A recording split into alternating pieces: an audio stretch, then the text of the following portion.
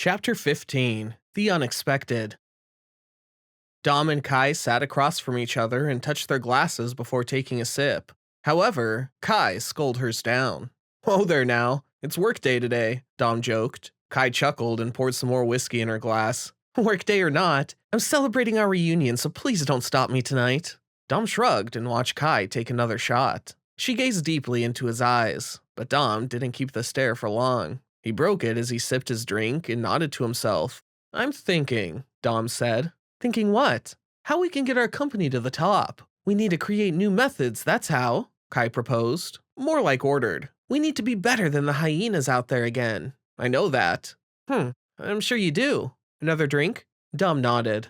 There was a soft silence between them, as though they were both swimming in their thoughts and just letting the tidal waves take them wherever they pleased. "Any update on Mondai?" Dom asked, and this time he needed to sip the drink to calm his racing thoughts down. Whenever he thought about Mondai, his heart would race. "She must believe you're dead?" Kai confusedly asked. "I don't know. Someone like her." "It was a great ruse, though," she continued. "They had no idea when you jumped onto the truck with your magnet suit. And when Richard threw that mannequin dressed as you straight from the open door over the ledge. I couldn't help but chuckle. And the Bluetooth speaker in its pocket with your voice yelling? That was a nice touch." "Haha," Dom chuckled. "You guys pulled it off great." I caught the expression on her face as I glanced back. 'Twas priceless. "Come here, Kai," Dom said. Kai stood up, putting down her glass of whiskey too, and approached him. She stood beside him. All the while, Dom pulled the drawer of the desk and pulled out a small pen drive. He showed it to Kai and then extended his hand, indicating to her to take it.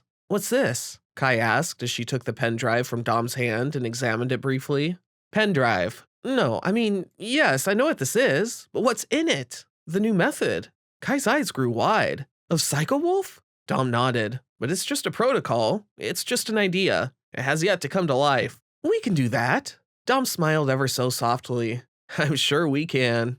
Kai safely put the pen drive inside her jacket pocket. "So when will you come outside of this hellhole?" Kai asked, looking around Dom's new residence. "Hellhole?" Dom scoffed and shook his head. "No, this is more than a home to me now. This is where the new method was born. This place holds a special place to my heart now, so don't you go calling it names. I might have to fire you from your CEO position." She forced a laugh and sighed. "I apologize. And also, I must leave now. It is a workday after all." Dom just smiled and watched Kai turn around and leave. Kai opened the door and was about to step out when just then, Dom stopped her. "Kai." Kai looked back, almost instantly, as though she was expecting Dom to call her, and said, "Yes? Thank you for coming." Kai smiled and nodded. "Take rest and take your pills on time." "Yes, ma'am." Kai walked out, satisfied with the way the night ended for her, and left the coffee shop to head back to her office, because now there was just a couple more hours left for the sun to rise and for the employees to flood the building. In the meantime, Kai thought of checking out the pen drive to see the new method. She stopped at the coffee shop's entrance for a moment and looked around and started to walk down the dim street. As she walked through, being well aware that she had something rather important on her, she sensed someone watching her from afar. Kai didn't stop walking, though. She continued walking, while discreetly darting her eyes left and right every so often. She quickly got inside her car, closed the door, locked it, and put in the key to start the engine.